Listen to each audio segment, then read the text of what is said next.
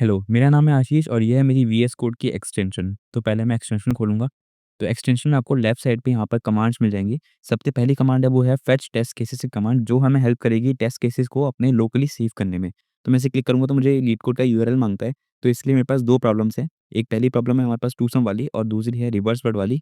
तो पहले मैं टू सम वाली को कॉपी करूँगा और अपनी एक्सटेंशन में जाके इधर पेस्ट करूँगा। जैसे ही मैं पेस्ट करूँगा तो यहाँ पर एक ब्राउज़र की विंडो खुल जाएगी। ये विंडो इसलिए खुल जाएगी क्योंकि पपेटियर में जो हेडलेस होता है वो मैंने अभी फ़ॉल्स कर रखा है। अगर मैं उस हेडलेस को ट्रू कर दूँगा तो ये विंडो अपीयर नहीं होगी। अभी मुझे बोलता है do you want to add more test cases, तो अभी मैं यहाँ पर नो कर दूँगा। जैसे ही मैं नो करूँगा यहाँ पर सक्सेसफुली सेव हो जाएगा।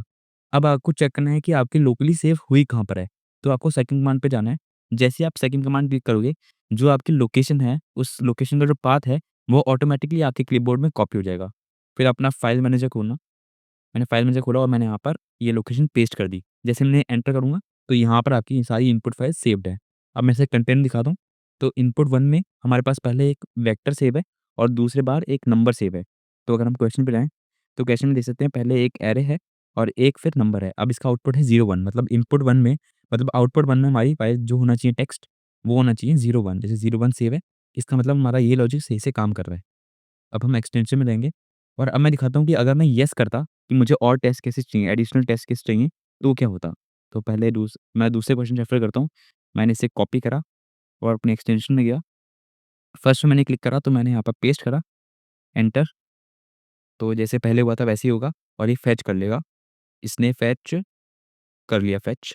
अब मैं इधर बोलूँगा मुझे और टेस्ट केस चाहिए। अब मुझे पूछेगा कि कितने एडिशनल टेस्ट केस आपको चाहिए। अब एडिशनल का मतलब है जो हमने लीड कोड से निकाले वो तो सेपरेट है, पर कितने आपको एडिशनल चाहिए। मुझे यहाँ पर 2 एडिशनल चाहिए, तो मैं एंटर करूँगा तो मुझे बोलेगा जो आपने एडिशनल टेस्ट केस है उसके अंदर का कंटेंट क्या है। तो मेरे पास इधर एक आशीष की एक्सटेंशन मैं इधर लिख देता हूँ। क्योंकि जो मेरा इनपुट था, जो reverse word in a string है, उसमें जो इनपुट है वो एक स्ट्रिंग के फॉर्म में है। वैसे आपका इनपुट किसी भी डाटा में हो सकता है। मैंने एंटर करा। अब दूसरे मेरे से पूछ रहे हैं, मैंने बोला वीएस कोड लीड कोड। मैंने इधर कर दिया इसीलिए एंटर। अब देख लो ये सक्सेसफुल हो गया। अगर अपने फाइल मैनेजर में रहूँ, तो यहाँ आप देख सकते हो कि यहाँ पर अब 5 टेस्ट केस हो गए, 5 इनपुट फाइल्स हो गई हैं और 3 आउटपुट फाइल्स हो चुकी हैं। अब ये जो 4 और 5 वाली इनपुट फाइल्स है, ये हमने यूज़र से लिखवाई हैं। अगर मैं इन्हें कंटेंट देखूँ, तो इधर आशीष की एक्सटेंशन, और अगर मैं 5th वाले का देखूँ, इधर हो जाएगा वीएस कोड लीड कोड। अब इसे रन कैसे करना है? हम अपनी एक्सटेंशन में गए और हमने लिखा है यहाँ पर ये third command, right solution file. मैंने इसे क्लिक करा तो मुझसे बोलता है कौन-सी लैंग्वेज में आप करना चाहोगे कोड? मैंने बोला पाइथन में। अब मुझे बोलता है कि solution.py फाइल है वो ऑलरेडी एग्ज़िस्ट करती है, आप क्या करना चाहोगे? अगर आप ओवरराइट करते हो तो solution.py फाइल में वो चेंज कर देगा। अगर आप क्रिएट न्यू फाइल करते हो तो solution अंडरस्कोर 1 वाली फाइल बनाएगा एक नई सी। तो पहले मैं ओवरराइट करता हूँ। इसमें मैंने ओवरराइट करा, इधर मेरे पास ऑलरेडी बॉयलरप्लेट में कुछ था, वो ऑटोमैटिकली यहाँ पर आ गया है। अब अगर मैं करता कि मुझे पाइथन में ही एक नई फाइल बनानी है, तो ये मुझे सॉल्यूशन 1 वाली फाइल में हमें दे देता और यहाँ पर हमें कोड लिखना होता। अभी मैं वही कर लेता हूँ ओवरराइट वाली में, इसी में चेंजेस करता हूँ मैं। तो इसके लिए आपको यहाँ पर अपने कोड का जो लॉजिक है वो लिखना होगा और इस केस में इस ब्रैकेट्स के अंदर आपको अपना जो टेस्ट नंबर आप जो चेक करना चाह रहे हो और जो फंक्शन जहाँ पर आपका कोड का लॉजिक प्रेज़ेंट है, वो डालना है। तो मैं अपना जाता हूँ, मेरे पास एक कोड ऑलरेडी प्रेज़ेंट है, तो मैं इसे कॉपी कर लेता हूँ। मैं गया एक्सटेंशन में, वहाँ को मैंने पेस्ट करा। तो देख सकते हो मैंने यहाँ पर अपना कोड का लॉजिक लिख दिया। इधर मैं टेस्ट केस 1 चेक करना चाह रहा हूँ और मेरे फंक्शन का नाम है रिवर्स वर्ड। तो इधर रिवर्स वर्ड्स पे लिख दिया मैंने। मैंने सेव करा और अब मैं इसे रन करूँगा। जैसे मैं रन करूँगा, टेस्ट केस 1 हमें चेक करना था, तो मैं टेस्ट केस 1 टैप कर दूँगा और इधर मुझे बोल दिया इसने कि आपका जो वो टेस्ट केस है वो पास हो चुका है। अगर मुझे 2 के लिए चेक करना है तो मैं 2 डालूँगा और सेव करके सेकंड वाली पे चेक करूँगा। इसने बोला पास हो गया।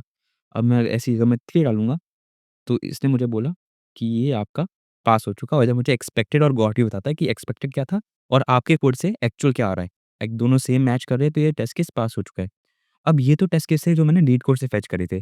पर इधर आप देख सकते हो कि जो इनपुट और ये जो दोनों हैं, ये मैंने यूज़र लिखवाए हैं। पर इसके लिए आउटपुट फाइल प्रेज़ेंट नहीं है।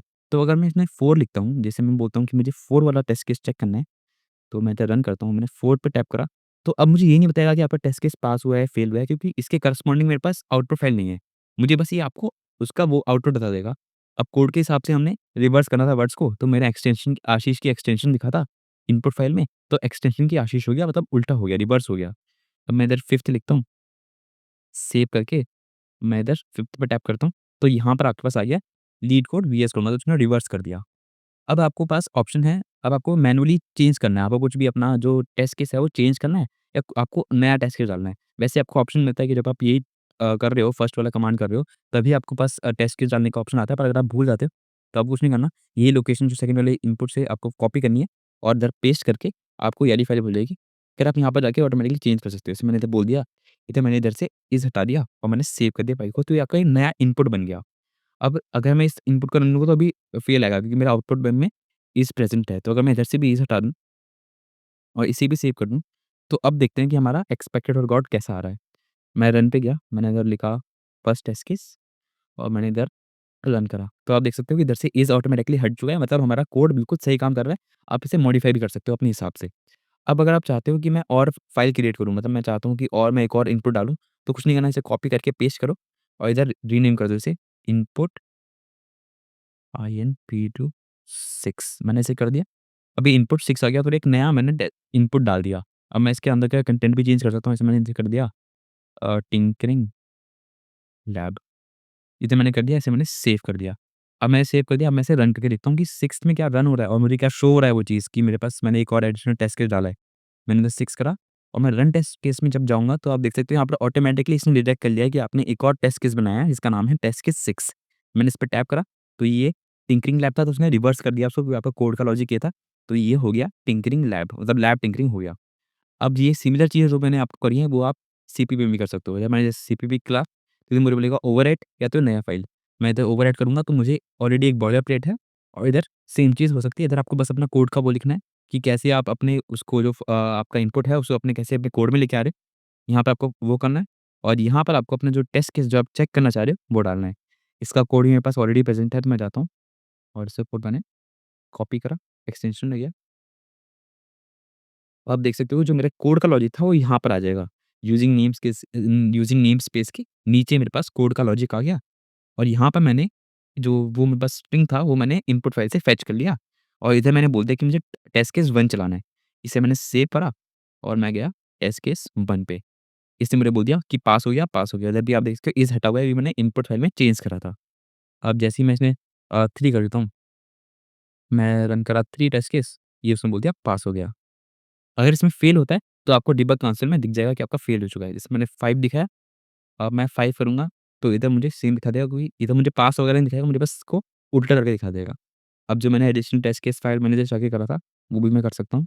मैं गया और मैंने 6th वाला चेक करा, तो इसने मुझे रिवर्स करके दे दिया। अब ये चारों तो एक्सप्लेन हो गए।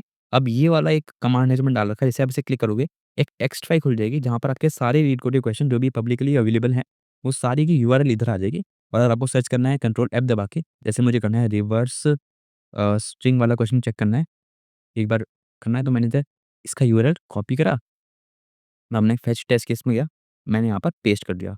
तो जैसे पहले होता था विंडो खुलेगी और ये फेच करेगा अपने आप, अब इसने यहाँ पर फेच कर लिया, इसने फेच, मैं अभी नो करता हूँ। तो अगर मैं अपने फाइल मैनेजर में जाऊँगा, तो आप देख सकते हो कि जो मैंने पुराने करे थे, वो सारे डिलीट हो चुके हैं और ऑटोमैटिकली मेरे पास नए इनपुट्स बन चुके हैं। तो ऐसे आप एक्सटेंशन चला सकते हैं। Thank you.